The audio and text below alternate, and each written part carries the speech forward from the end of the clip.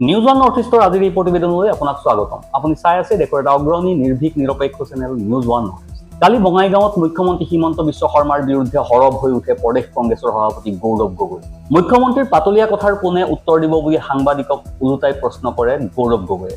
স্মৰণীয় অনুষ্ঠান জিলা কংগ্ৰেছ আয়োজন কৰিলে। এই ক্ষেত্ৰত বঙাইগাঁও অঞ্চলৰ ৰাইজ বাসিন্দাই যিসকল ওলাই আহি আমাক সহায় কৰিলে, মই সকলোকে ধন্যবাদ জ্ঞাপন কৰিছোঁ।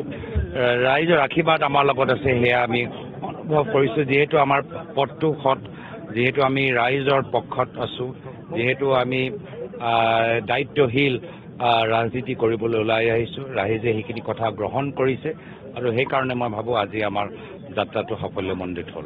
মুখ্যমন্ত্ৰীয়ে দায়িত্বহীন হৈ মুখ্যমন্ত্ৰীৰ চকীখনৰ গাম্ভীৰ্যতা বজাই ৰখাত বিফল হৈছে। সেয়েহে ৰাইজে অনুভৱ কৰিছে জুবিন গাৰ্গৰ মৃত্যুৰ তদন্ত উচিত দিশত নাযাব। এটা সন্দেহজনক স্থিতিলৈ তেওঁ তদন্তটো লৈ গৈছে। 2026ত ৰাইজে মুখ্যমন্ত্ৰীৰ পাতলীয়া স্বভাৱটোৰ প্ৰতি মোহভংগ ঘটিব। উল্লেখ্য যে বৃহস্পতিবাৰে বঙাইগাঁৱত ভোট চুৰি বন্ধ কৰক, গণতন্ত্ৰ ৰক্ষা কৰক শীৰ্ষক শ্লোগানেৰে সেৱাদল পদযাত্ৰা আয়োজন কৰে কংগ্ৰেছে।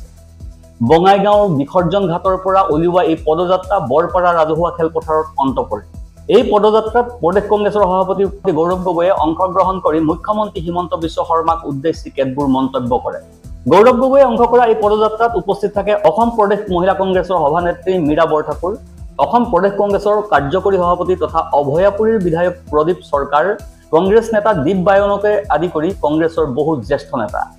বঙাইগাঁও বিসৰ্জন ঘাটত সভাপতি গৌৰৱ গগৈ উপস্থিত হোৱাৰ পিছতেই বিপুল আদৰণি জনাই সেৱা দলৰ কৰ্মীসকলে।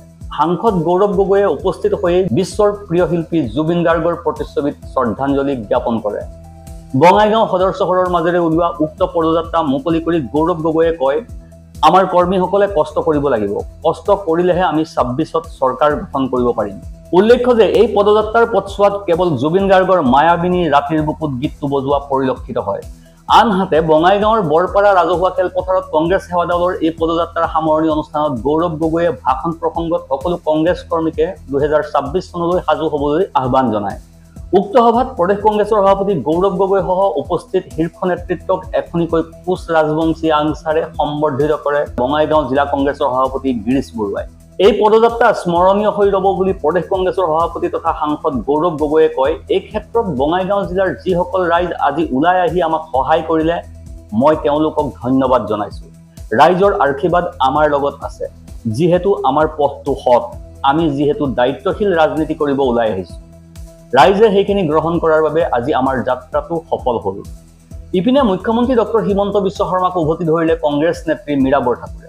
অসম প্ৰদেশ মহিলা কংগ্ৰেছৰ সভানেত্ৰী বৰঠাকুৰে মুখ্যমন্ত্ৰীক তীব্ৰ সমালোচনা কৰি কয়, হিমন্ত বিশ্ব শৰ্মাৰ হাতত কোনো ৰিপৰ্ট কাৰ্ড নাই। মুখ্যমন্ত্ৰীয়ে এজমা বা ডিমেনচিয়াত ভুগিছে। তেওঁ পাহৰিছে যে 25টা বছৰ কংগ্ৰেছত থাকি পেটুৱা হৈ আহিছে। কংগ্ৰেছৰ পৰা আহি যদি কংগ্ৰেছক মাতৃৰ পৰা জন্ম হৈছে নে নাই বুলি প্ৰশ্ন সোধে, তেন্তে তেওঁক আমি মাফ কৰি দিব লাগিব, কিয়নো তেওঁ অসুস্থ হৈ আছে। কোনো মানসিকভাৱে সুস্থ লোকে মাতৃৰ গৰ্ভৰ পৰা জন্ম পাইছেনে নাই বুলি সোধাটো মুখ্যমন্ত্ৰীৰ মুখত শোভা নাপায়। হাৰ্ট থ্ৰব জুবিন গাৰ্গৰ মৃত্যুৰ SITৰ তদন্তক লৈও সন্তুষ্ট নহয় মহিলা কংগ্ৰেছ।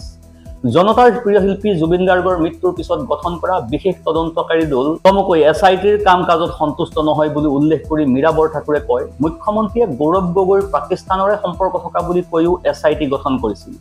তাৰ পিছত 10 ছেপ্টেম্বৰত কি ওলাল? গৌৰৱ গগৈৰ ক্ষেত্ৰত যি কৰিলে সেয়া গৌৰৱ গগৈয়ে সহ্য কৰিলে, কিন্তু জুবিন গাৰ্গৰ ক্ষেত্ৰত যদি তদন্ত মেনিপুলেট কৰে, তেন্তে অসমৰ লাখ লাখ জনতাই সুদাই এৰিব নেকি? আপুনি মৰাৰ দিনালৈকে মুখ্যমন্ত্ৰী হৈ থাকক, তাত আমাৰ আপত্তি নাই, কিন্তু আপুনি যদি ভাবে অসমৰ পুলিচ, অসমৰ SIT মোৰ বুলি, তেন্তে এইবাৰ অসমৰ ৰাইজে দেখাই দিব কাৰ পুলিচ কাৰ SIT। Bureau report, news One North east.